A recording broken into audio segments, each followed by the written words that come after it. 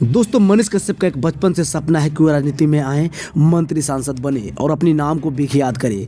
इसके लिए उन्होंने क्या क्या नहीं किया। कई दर्जनों केस अपने ऊपर दर्ज करवाया, एनएसए जैसी केस को उन्होंने हैंडल किया। 9 महीने तक जेल में रहा। उसके बाद जेल से जैसे ही बाहर आया है, लेकिन राजनीति का भूत अभी भी मनीष कश्यप के ऊपर से उतरा नहीं है। दोस्तों, ऐसा मैं क्यों बोल रहा हूँ, तो मैं आपको बता दूं कि मनीष कश्यप जब से जेल से बाहर आया है, तब से बीजेपी के साथ ही दिख रहे थे। यहाँ तक कुछ लोगों का ये भी कहना है कि मनीष कश्यप अब बीजेपी का दलाल बन चुका है। दोस्तों, क्या ये बात 100% सत्य है कि मनीष कश्यप बीजेपी से टिकट लेने के लिए सब कर रहे हैं, या उनकी कुछ राजनीतिक चाल है बीजेपी का भेद जानने के लिए?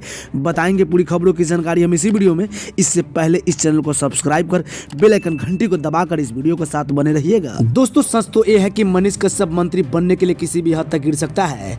कुछ दिन पहले वो बीजेपी के साथ दिख रहे थे, लेकिन अब आरजेडी पार्टी के साथ दिख रहे हैं।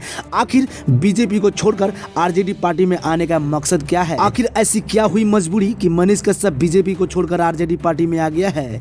दोस्तों, आपको बता दें कि मनीष कश्यप का दुश्मन तेजस्वी यादव अभी बहुत बड़ा हित भाई दोस्त बन चुका है। कारण यह है कि मनीष कश्यप को तेजस्वी यादव ने बिहार का मुख्यमंत्री बनाने का एग्रीमेंट कर दिया है, लेकिन ऐसी बात बीजेपी के पास नहीं थी। मनीष कश्यप को टिकट दिया जाए और चुनाव जीतने के बाद डायरेक्ट मंत्री बना दिया जाएगा। यही कारण है कि मनीष कश्यप बीजेपी पार्टी को छोड़कर आरजेडी पार्टी में शामिल हो चुका है और चुनाव लड़ने का ऐलान कर दिया है। क्या दोस्तों, मनीष कश्यप चुनाव जीतने के बाद मुख्यमंत्री बनेंगे? अपनी राय कमेंट बॉक्स में जरूर बताएं।